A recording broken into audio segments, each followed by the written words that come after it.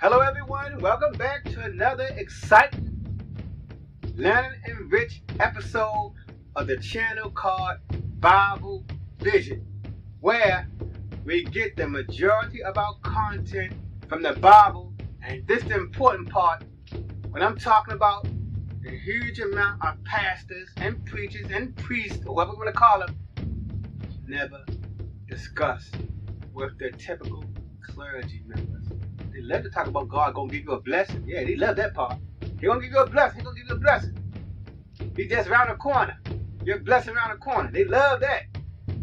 Hang on, it's coming.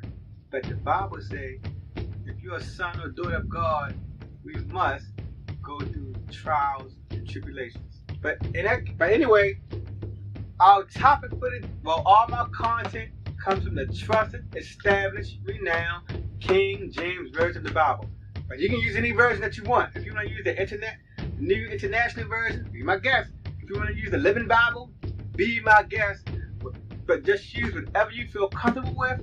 I'm just quoting from the King James Bible because it's the most established and well-known version of the Bible. It's been around for at least or more 300 years. The topic for today comes from the movie Black Panther. It's a renowned movie. I know it's making a lot of money for Disney and Marvel Comics. It's breaking box office records.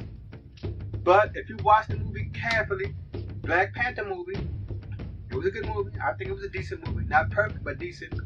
But if you notice in that movie, the king's mother was called Queenmother. And that's a biblical term. Most people never cover that. The reason I know is I read this Bible over and over since I was a small boy. I read it numerous times. In the Bible, it does mention Queen Mother. Now, I'm going to read an excerpt from Wikipedia that's talking about the Queen Mother in the United Kingdom. Alright.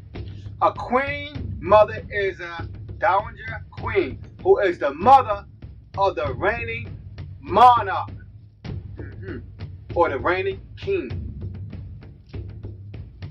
or an empress mother in the case of an empire. The term has been used in English since at least 1560. So when it came to the English using that term Queen Mother, it became established, you can say, in the 16th century. So it hasn't been around a long time. But in biblical times, that was thousands of years ago. And they was using that term Queen Mother. In Africa, way before probably the English got the term for them African mothers. So I'm going to say it again. When it comes to Queen Mothers, more than likely, since England started using it in 1560, they probably got the term in that continent, which they love to insult, Africa. Queen Mother is an African term. So we're going to see, since it's mentioned in the Bible, we're going to see that the Israelites really did have a relationship with the African people since they used African vocabulary and African customs. In one of my lessons, I went over with you all how close the Israelites was to Egypt. God, he never had no trouble with Egypt. All he kept saying was, let my people go. If you read your Bible, there were some nations that God said, I'm going to destroy you because of your sinful ways. He never once said that to Egypt. He never said, I'm going to obliterate you or destroy you because of your sinful ways. All God wanted Egypt to do was to let his people go. And when Egypt, under a lot of trials and tribulations, because they would not listen to God, after they bowed down to God and let the people of Israel go, God left Egypt alone. So technically, God really never had no problem with Egypt. He never threatened to destroy them. He never said, I'm going to obliterate you off the face of the earth, like he did for Sodom and Gomorrah, like he threatened Nineveh, if you read the Jonah story. Jonah was told to go to Nineveh to give them a warning from God that he was going to handle business with them. Alright, so let me read this term from Wikipedia about the Queen Mother in the UK. I think I read it already, but I'll read it again. The term has been used in English since at least 1500. It arises in the hereditary monarchs in Europe and is also used to describe a number of similar yet distinct monarchical concepts in non-European cultures around the world. So you heard that. Non-European cultures around the world. But it did not say the term Queen Mother originated in Europe. It originated somewhere else. Alright, here we're going to go. Let me read some more. The Queen Mother usually refers to Queen Elizabeth, the Queen Mother, 1900 to 2002, who was the mother of Queen Elizabeth II and held the status of Queen Mother for 50 years. So, hold on, people. I'm going to see what next I want to discuss. Now, here's another part from history that I got from Wikipedia.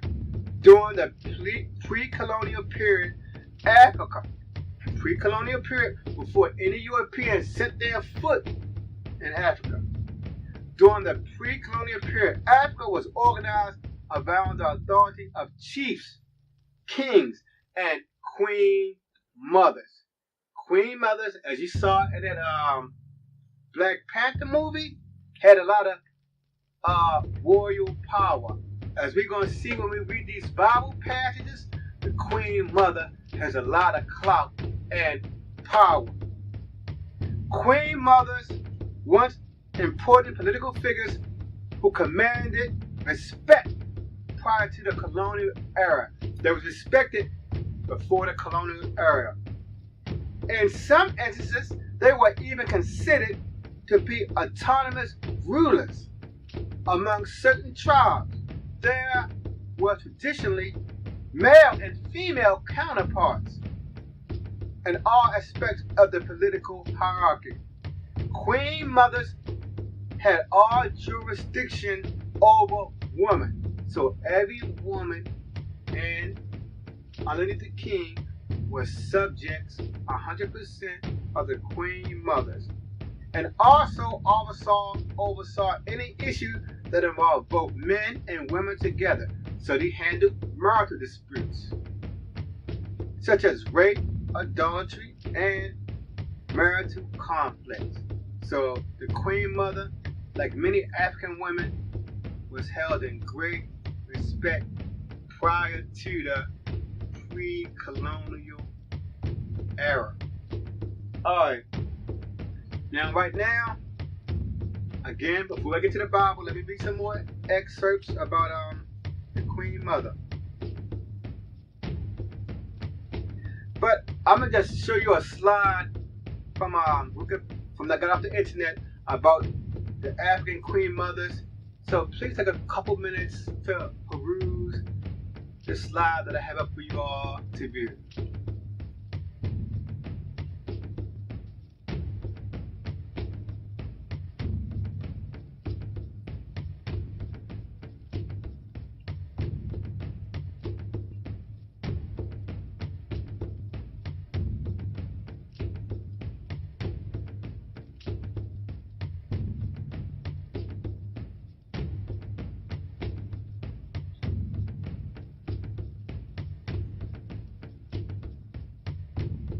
Alright, so I hope that that slide was informative. I hope you got meaningful information.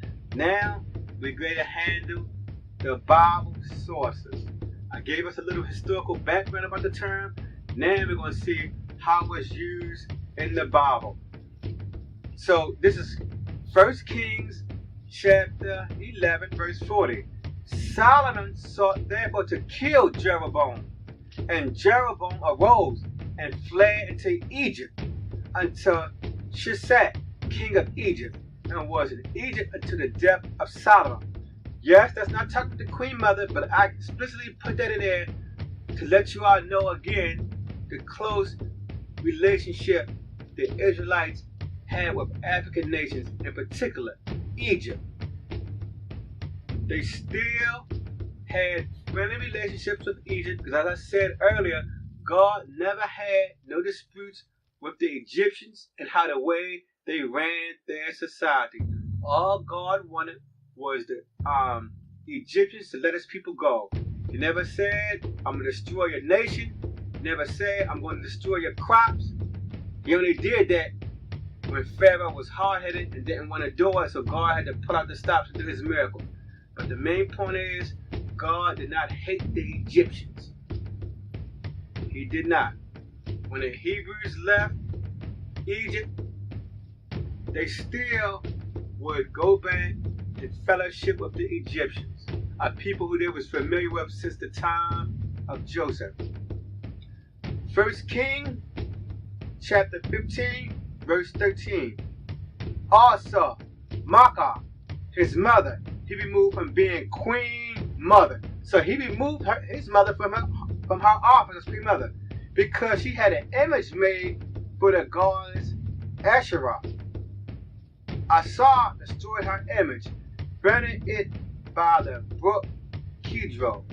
He removed his mother, who was the queen mother, because she was serving a foreign god and not the God of the Israelites and Hebrews. But again, we see right there, an African term is used with the Israelite people. 2 Kings chapter 10, verse 13. Jehu met the kinsmen of Ahaziah, king of Judah, and said, Who are you? They answered, We are the kinsmen of Ahaziah, and we come down to visit the royal princes and the sons of Jezebel, the queen mother. Once more, that's the second occurrence of the term queen mother in this holy book.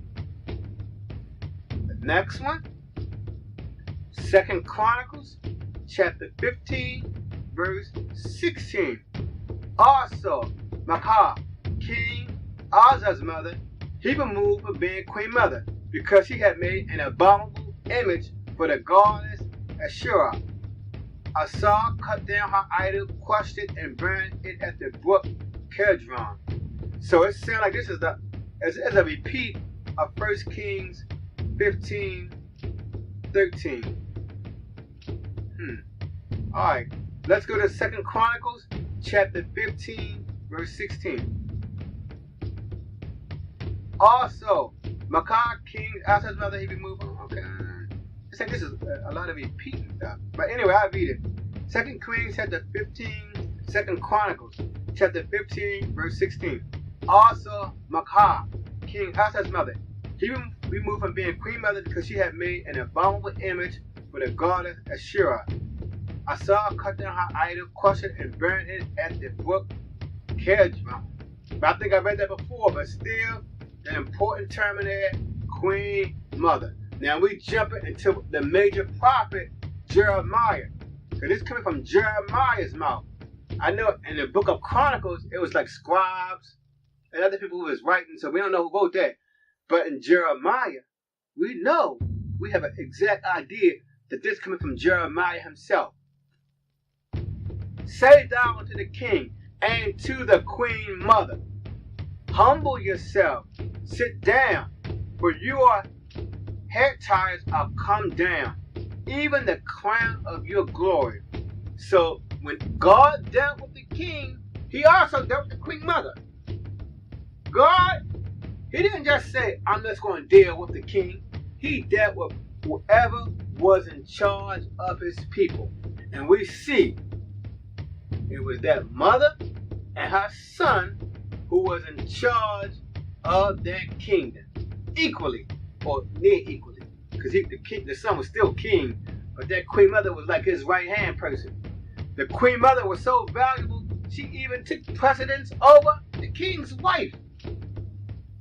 The queen mother even told the king's wife what to do. That's how much power she had. And you know, for instance, in this society and many other societies, the wife is the head. When that king married his wife, that wife was not the head.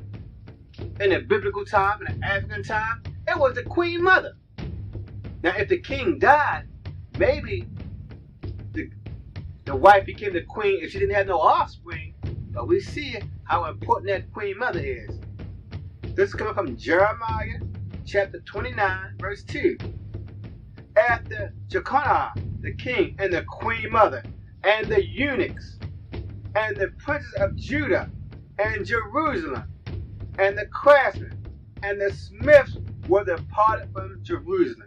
It seems like here, all the royal council are making a quick exit from Jerusalem. I don't know if some enemy was going to attack them. I don't know if it was besieged by someone. But it said, it makes sure it listed the king and the queen mother and the eunuchs who handled his concubine. Like we see right here again, it said nothing about that queen. Nothing. So you see once more, brothers and sisters, like in that Black Panther movie, like in other African movies that you may have seen, the Israelite people had Afrocentric ways about them. I'm not even describing about how they look when they brown skinned. I'm not even talking about that. I'm saying they had cultural similarities with other African people.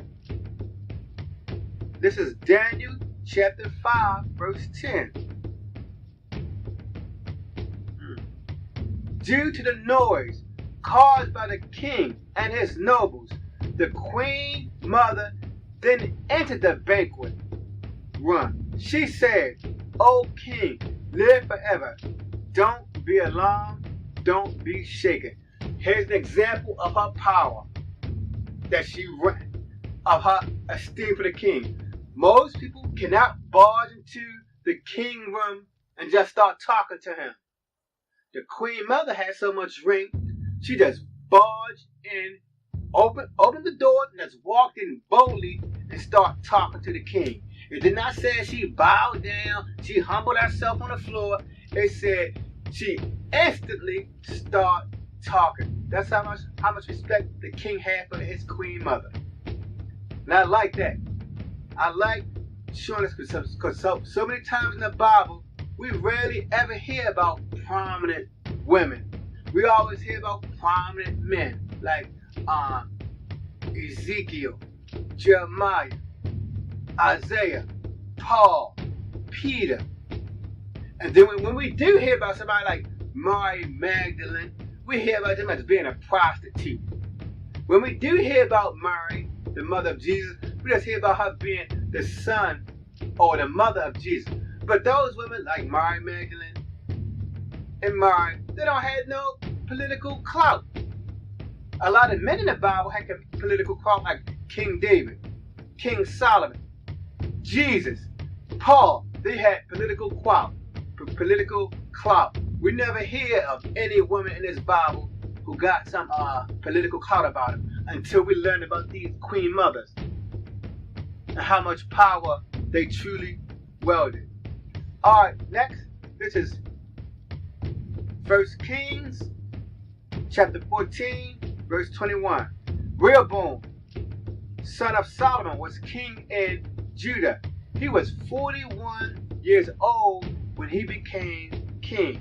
And he reigned 17 years in Jerusalem, the city of the Lord, had chosen out of all the tribes of Israel in which he put his name.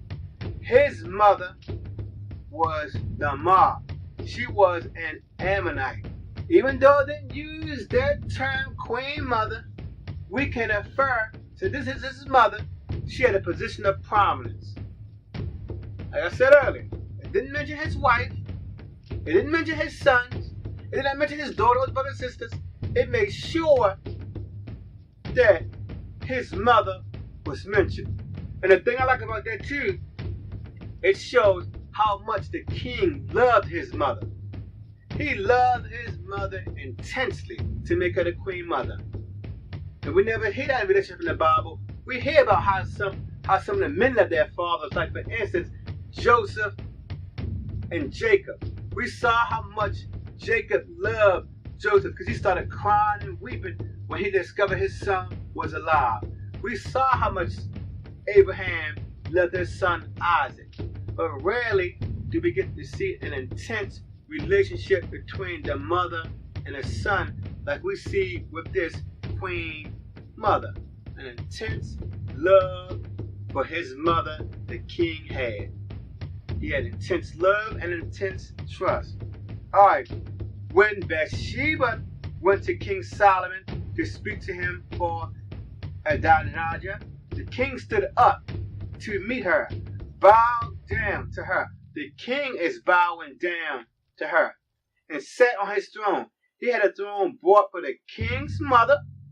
She had a throne right beside him and sat there at his right hand. Like in the Bible, God made a big deal when he told Jesus to sit at his right hand. These kings of the Israelites made a big deal about their mother. He bowed down to his mother. How many times do you see a king bowing down to anyone else except for another king? He bowed down to his mother, and he gave his mother so much respect. The queen mother had a throne right beside his. Like in a lot of those African cultures, a lot of them had the throne sitting right beside their son. And they had tremendous respect from everyone in the kingdom. Alright, brothers and sisters, this is my last Bible verse. It's coming from 2 Chronicles, verse 12, chapter 13. King Rehoboam established himself firmly in Jerusalem and continued as king. He was only 40 years old when he became king, and he reigned 17 years in Jerusalem. So I think it's a retake on the one from 1 Kings, but still, it's still talking about the queen mother. The city the Lord had chosen out of all the tribes of Israel in which to put his name. His mother's name was Naamah. She was an Ammonite. But we see in the Bible how much the sons loved their mother. They didn't even give their father as much power as they gave to the mother. But because the father was the king before, so yes, I understand. The father was the previous king, and the son became the new king, so he gave his seat to his mother. But the thing is, brothers and sisters, we see, as I want to state it, how much the similarities the Israelites had with the African nations. And right now, before I leave you all, I have a little video clip that's talking more about how the African history has been tarnished. The video clip that you're going to see right after this speech will show you that Africa was a thriving civilization before the pre-colonial age. They was not backwater. It was not primitive. They was a thriving people who had large cities, established communities. So watch this video clip, and I hope you enjoy it.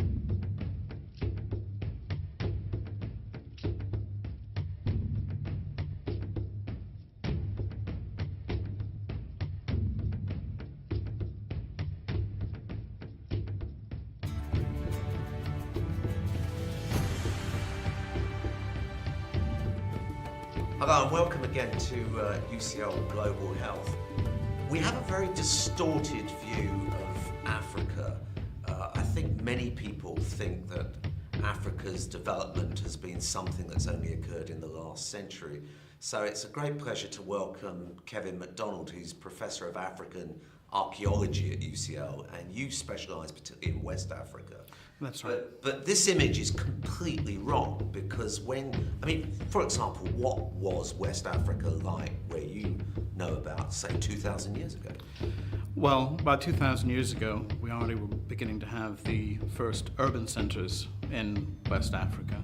So towns? Towns. No, towns. so these weren't hunter-gatherer people? No, They these were villagized. cities of 10, 20,000 people in the early first millennium AD.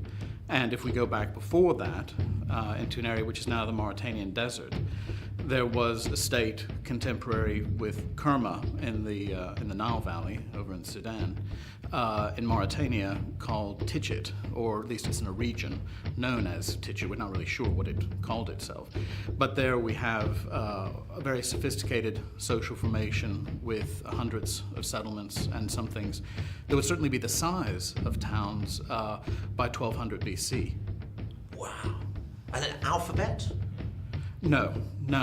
Literacy for West Africa came with Islam. Okay. And so that's sort of Sudan side and Mauritania. What about Nigeria? Would there have been towns in... Well, in Nigeria, you have some of West Africa's earliest art traditions. You have the so-called Nok culture, which is in central Nigeria, around the Jos Plateau area. We have a very sophisticated figurative art tradition, terracotta tradition, by about 800 BC. And this is going hand in hand with early iron metallurgy in that area. So these civilizations were every bit as sophisticated as anything in Britain. At that time, yes, and it's one of the great pities. This is sort of something which does not really feature much in European or indeed American secondary school curriculum. Is there a movement in Africa to rediscover this as an academic discipline, or not sufficiently? Well, there are probably not sufficient practitioners for the amount of space and the amount of heritage, the amount of archaeology that has to be interfaced with, but at least in most African school systems, aspects of this past are taught. But again, not so much. So if you come up to the Middle Ages or the pre-industrial era, do you study? I work right up until the 19th century, so yes. So at that time, before the colonial invasion of Africa, where we think history began, there were sophisticated governance structures, there were towns, there was art, there was ceramics, there was... technology, outstanding metalworking. Yeah, there was all of that, and I think perhaps the European land grab for Africa in the 19th century came at the wrong time for Africa. A few centuries before, when Africa was at the height of its own internal empires, I would think that at that point any European attempt to control Africa would have been repulsed. So the great colonial scramble for Africa happened at a time where a number of factors, including the Atlantic slave trade, and also trans-Saharan interventions, had broken down the older African empires, which, more or less extended from Lake Chad to the Senegalese coast, say around 1300 AD or 1400 AD. So actually, this is another reason for Afro-optimism, if you like. I mean, at the moment, the economists are all saying, look, this is the fastest growing region of the world, and there's much more reason to be optimistic about Africa than the press often report. But also from a historical viewpoint, if we can get over the aberrant colonial era, then there's every reason to hope that the structures of governance and civilization will re-emerge. There's a great deal of sophistication and dignity at the heart of African society, which has a great antiquity. And I think a lot of the stereotypes generated during the colonial era have undermined this. And in a sense, Africa needs to remember itself. So just tell me a little bit about archaeological methods and the way archaeology has changed, say, in the time you've been doing it, which is about 2 decades. Well, for one thing, remote sensing is helping us a great deal, satellite imagery and so forth, for mapping out the distribution of settlements, for assisting us in survey, because after all, this is an absolutely vast area, and although we've been working very hard since the 1960s to catalog Africa's heritage, we probably have an idea of probably less than 50% of what's actually out there. There's a small number of African and foreign archaeologists working, and it takes a great deal of time to document all of this. But in terms of changes more broadly within the discipline, African archaeology has moved progressively from being more prehistoric in terms of the demography of its practitioners to working more and more on historic periods and occupying terrain which has been emptied by a shrinkage in pre-colonial African history as a discipline, and for that matter in historical anthropology. So archaeologists have had to become their own historians, their own anthropologists, and we're progressively working on more recent periods, what might be considered African historical archaeologies, the past, say, 500 years. So you've moved into the space that used to be filled by historians? That's right, and we're doing the same sort of work. We're doing work Are on you competing, or is it that the historians aren't There doing are it? only a few left in the UK, so we are the place where one would come to study pre-colonial African history now, I would think. In terms of the group of permanently employed African archaeologists in the UK, most of us are what might be termed historical archaeologists here at UCL and other universities, and we do the same sort of work that historians had previously been doing, including collecting oral histories, being more deeply embedded in local communities, and also being led to an extent by community concerns. But my final question, this raises some really interesting issues, because everyone says you should always learn from history, and if archaeologists have moved into the void that used to be occupied by history, we've got to learn from you guys. What do you think we've got to learn in development and the kind of attitudes that we have towards Africa and towards development? What can we learn from archaeology? Are we making some huge mistakes? Yes, I mean, there are some gaffes which have been committed by European politicians, by UN officials who have a fundamental misunderstanding of the African past. Famously, Nicolas Sarkozy came to Senegal a few years ago and talked about Africa as being this timeless, undeveloped place, which is a complete nonsense. So there is a great deal to be done in terms of educating ourselves about Africa so that we have a better understanding of its past. But also, within development, it's important to realize that heritage is part of development. This is a battle that Africanists have been fighting over the past couple of decades, to have archaeology and history considered part of the development process, both for reasons of national dignity and unity, but also as a means of developing tourism, rather than this sort of Africa as safari park, Lion King sort of idea of Africa, where you have, most cultures of the world, for example, Disney has had some sort of play or movie featuring human beings. Africa is unique that it was treated with animals, which is something, I think, about the wrong end of the stick, which has been grasped. So we've completely written their culture out, basically, from our development speak, from our history books, and also from the way we encourage people. The history, the political sophistication, the artistic sophistication, the technological sophistication, we need to re-educate ourselves. We need to re-educate Europe and the broader world about Africa.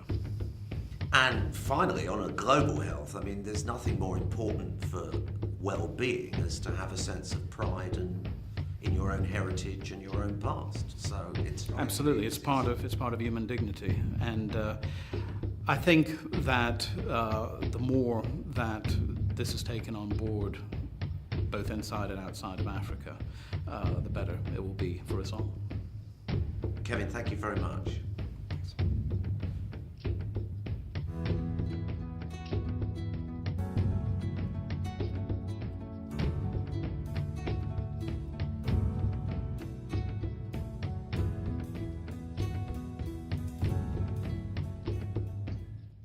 Heavenly Father, thank you for this day.